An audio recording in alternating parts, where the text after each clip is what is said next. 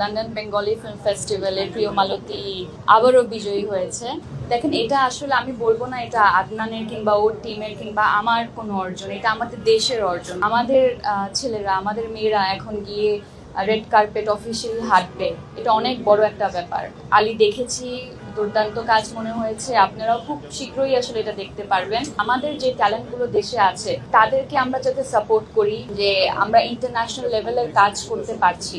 আমার আরেকটি সিনেমা যেটা আমি প্রায় 2 বছর হয়ে যাচ্ছে করেছি, ওটা রিলিজ দেওয়ার সময় একদম ঘনিয়ে এসছে। এটা নিয়ে একটা ছোট সুসংবাদ আমি বলেই দেই। গতকাল লন্ডনে লন্ডন বেঙ্গলি ফিল্ম ফেস্টিভ্যালে প্রিয় মালতী আবারও বিজয়ী হয়েছে বেস্ট ফিল্ম হিসাবে। তো আমি হয়তোবা যেতে পারিনি, আমার এখানে কাজ ছিল এই কারণে, কিন্তু শঙ্খ দাশগুপ্ত আমাদের ডিরেক্টর প্রিয় মালতীর, উনি ওখানে অ্যাওয়ার্ডটা রিসিভ করেছেন এবং এটা আমাদের জন্য, আমাদের টিমের জন্য অনেক বড় একটা পাওয়া।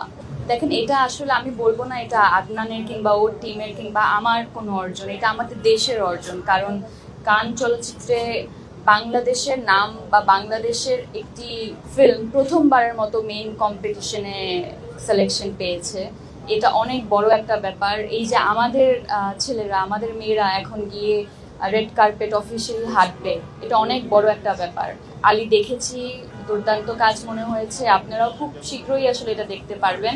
আমি চাই আমরা সবাই মিলে আসলে আমাদের যে ট্যালেন্টগুলো দেশে আছে তাদেরকে আমরা যাতে সাপোর্ট করি, আমাদের গভর্নমেন্ট যাতে তাদেরকে সাপোর্ট করে। কারণ দেখা যায় ট্যালেন্টগুলো আসলে থেকেও হয়তোবা সেই লাইমলাইটটা পাচ্ছে না, সেই সুযোগ পাচ্ছে না।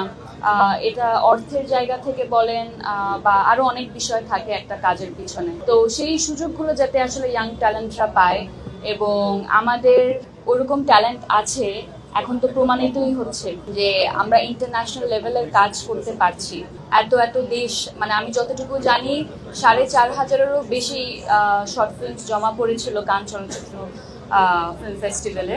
সেই জায়গা থেকে টপ 11-এ আমাদের দেশের একটি শর্ট ফিল্ম জায়গা করে নিয়েছে। এটা আমার জন্য, মানে আমি তো অবশ্যই অনেক অনেক খুশি। আমার মনে হয় এই অর্জনটা আমাদের সবার।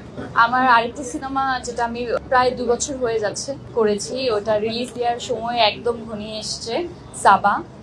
সাবার ব্যাপারে আপনারা জানেন, ওয়ার্ল্ডের টপ 5 ফেস্টিভ্যালসের মধ্যে যদি আমি বলি, টরন্টো ইন্টারন্যাশনাল ফিল্ম ফেস্টিভ্যাল পড়ে, সেখানে এটার ওয়ার্ল্ড প্রিমিয়ার হয়েছিল এবং তারপরে বুসান, বেঙ্গালুরু, আরও বিভিন্ন সুইডেনে, আমেরিকাতে, ডালাসে লাস্ট উইকে, তো অনেক জায়গায় আসলে এটা সিলেকশন হয়েছে। সামনে অস্ট্রেলিয়াতে যাচ্ছে।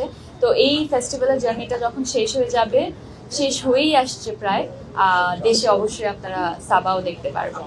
আমার মনে হয় আসলে যেহেতু ওই ফিল্মের সাথে আমি কোনোভাবেই জড়িত নই, ডিরেক্টরের মুখ থেকে কিংবা আর্টিস্টদের মুখ থেকে এই ব্যাপারটা আসলে আরো ভালো হয়। বিকজ আমি যেহেতু টিম মেম্বার না, আমি আসলে এই ব্যাপারে কিছু বলতে পারছি না।